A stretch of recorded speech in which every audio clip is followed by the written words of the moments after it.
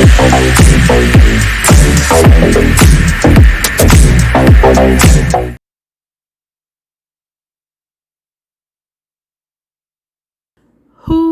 that para? I'm going to ask you this question. Are you a spirit killer? You're like, girl, stop playing with me. Of course, I'm not a spirit killer. I love my kids. I love my babies. I love all kids. Girl, what is you talking about? Let me tell you what I'm talking about. A spirit killer is someone who literally strips the soul out of a child. And you're like, no. That is definitely not me. I'm going to give you some examples of a spirit killer, and you see if you fit into any of these, or you know somebody that do. Because even if you don't fit in them, you know somebody that do. And if you are not speaking up for children, you're just as bad. You're a spirit killer as well.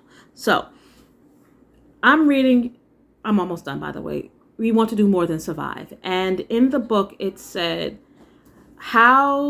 what good is an education if it forces me to shed who I am? And I think that a lot of that's how I think about education. I hate school. I really, really hate school. And I always felt that it sucks the life and the creativity out of children, and it turns them into little gray blobs. And it is one of the most soul crushing things I've ever seen. And it's like you take all the good stuff and you just shed it and you just cut it off, and you force them to be like some stupid test that they need to be. I hate it. So we're going to talk about the three types of soul killers.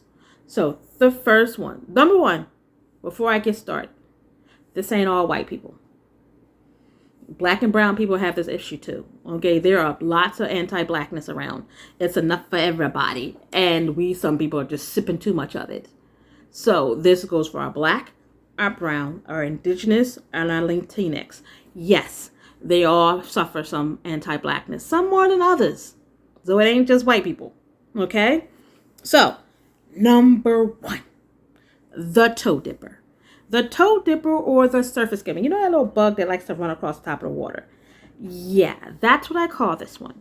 Because what they do is they bob and weave when it comes to dealing with injustice and talking about it with their students, or, they're quick to bring up Obama and pulling yourself up by the bootstraps, like the opportunities out there. And when it comes down to the nitty gritty of discovering and dismantling systematic racism, Islamophobia, you name it, they're like, nah, that's we don't need to do that. This is school. It's not here. We look at Obama. Look at Dr. King. Look at Stephen Curry. See, they all did that. They succeeded. Look at Jay-Z and Beyonce. Look what they're doing now. See, they overcame everything. They're successful. All you have to do is work hard, and you can get where you need to be. Remember the Nas song, I Can? Yeah, they are embodying that song for you. They're telling you, no, it doesn't matter that you don't have enough textbooks. It doesn't matter if they're out of date. It doesn't matter if the ceiling's falling down. It doesn't matter if there's asbestos in the building. It doesn't matter if there's cops in the building yanking children down the hallway. No. None of that exists. That has nothing to do with us. If you work hard, it's okay. You can go on. It's okay. It's okay. Yeah. That's number one. Number two, I call it the ally. Actually, Roland Martin brought it up on Roland Martin Unfiltered. I think he was talking with Jane Elliott one day, and it kind of like stuck in my head. So, the ally, they all lie. So you're like, come on, Leah, stop. I'm like, no, okay. So number one, the ally. They always Black Lives Matter. It's all. Let's dismantle the system. Let's, I'm here for everybody's included. It's everybody. But their action says a whole lot different. Okay? Because, see, their action says, I'm going to call your mama because your homework's not done, even though I know your mama done worked a hard shift. And, she's trying her best and the internet's not doing. Oh, you're going to do this. Oh, you don't want to do your homework. You don't want to do this. Oh, you're not here. You're not wearing the right clothes. I understand that. And it's because of your environment. And I'm here to save you. Because your parents can't do it. They don't know what they're doing. And I know better because I have an education. And I know more.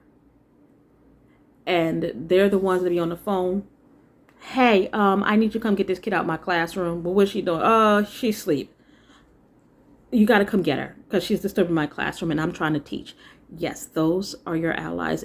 They are the ones who say Black Lives Matter. They got the sticker. They got they got the little mask and they got the little fist cup. They got the little black square on the social media when it was time. But honestly, they're kind of okay with the policies that are around because it don't affect them personally. It does not affect their money. It does not affect their family. They might even vote Republican, but they tell you, or Democrats, they're okay because it does not affect them personally. That's for y'all over there. I can be supportive of you as long as it don't touch my money. That is an ally. Okay? Now, child. I call this one the last one, number 3. The responder. The responder is the one that you says, when we say Black Lives Matter. They say, yeah, all lives matter.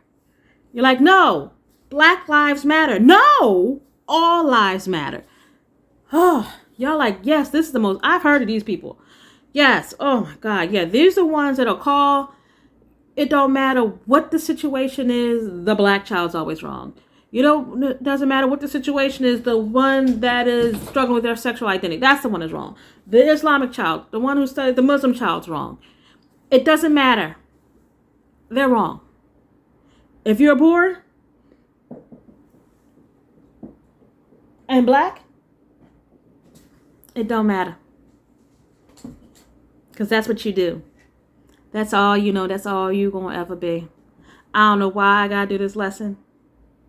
Because they ain't gonna learn anyway. Look at their stupid test scores. It shows how stupid they are. And I'm still sitting here trying to teach the same things to the same children. And they ain't learning. I've been here long enough where I've seen their parents and their grandparents and they're still in the same place. We all know that person.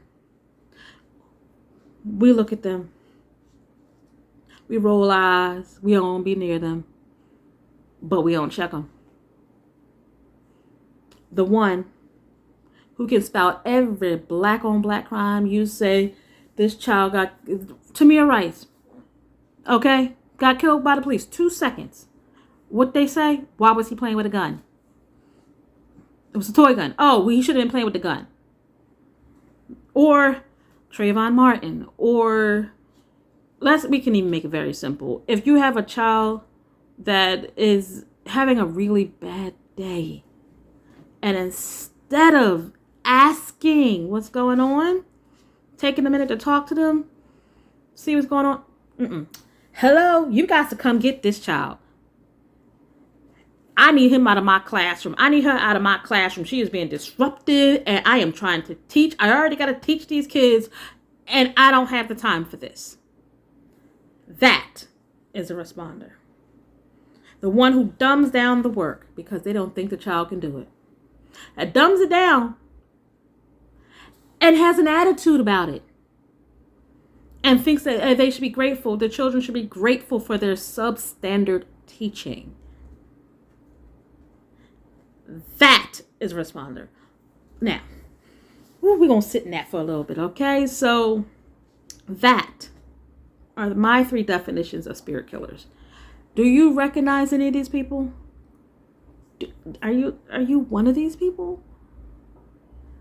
And if you are, and you recognize these people, your next question to be is, how can I change? What can I do differently? So, the next 5 episodes will be about how we can change this. How can we be abolitionist paraeducators? How can we be abolitionists?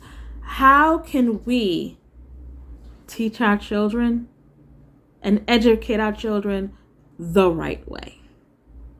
Till next time, y'all.